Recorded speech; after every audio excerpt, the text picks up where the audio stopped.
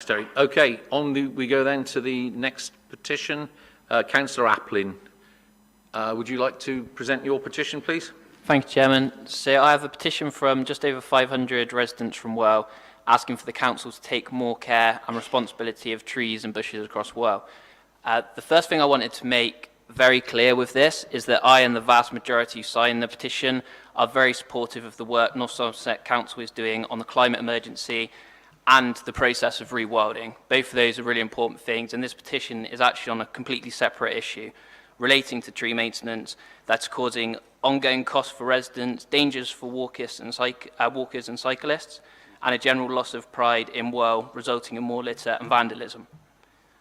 On almost every occasion when I've raised issues with council trees causing safety concerns or ongoing maintenance costs to residents, the advice has been that the residents can cut the trees themselves if they like. Obviously, this is always met with disappointment or anger from residents, unhappy that this is as far as the council is willing to go.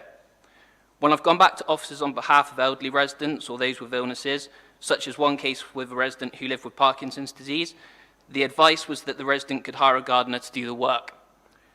This is not the council being a good neighbour, and I'm sure there are other councillors here who must be as uncomfortable as I was that this is policy.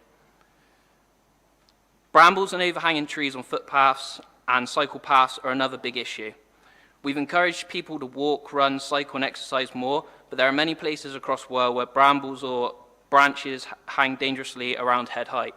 I've personally had experiences being scratched in the face by brambles, and I've spoken to a running group that's had similar experiences quite often. In terms of litter, it's no coincidence that areas with wildly overgrown bushes and weeds are litter hotspots, causing hazards to humans and animals. Many people are starting to blame the lack of maintenance on rewilding, and this narrative is gaining momentum. This is a shame because I believe you can rewild and be a good neighbour by maintaining plants and bushes. It's because they're totally separate issues. In fact, I believe if the council gets each one right, we can have an even more beautiful and environmentally friendly area. I hope councillors will be supportive of a refreshing policy and approach relating to maintenance, as it's the right thing to do for our residents and for the environment. Thank you. Thank you, Councillor Aplin. I think I'm correct in saying that this is Councillor Solomon's that's bailiwick. Correct. Yeah, and thank you, Councillor Aplin. The thing is that we haven't got a bottomless budget to cover getting everything trimmed back, and we depend a lot on volunteer groups. And those volunteer groups are working very hard across North Somerset to help clear back brambles and clear paths, etc. So we are very, very much dependent on volunteer groups because we just don't have the resource to do the literally hundreds and hundreds or thousands of miles of hedgerows throughout North Somerset. Again, with litter, we depend very, very much on volunteer groups, and they're doing a sterling job where they're working.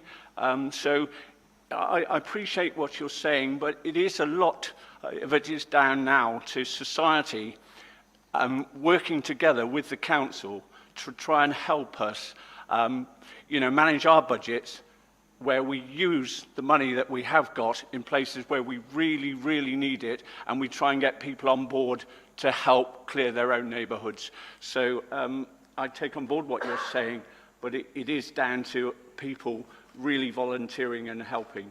So thank you.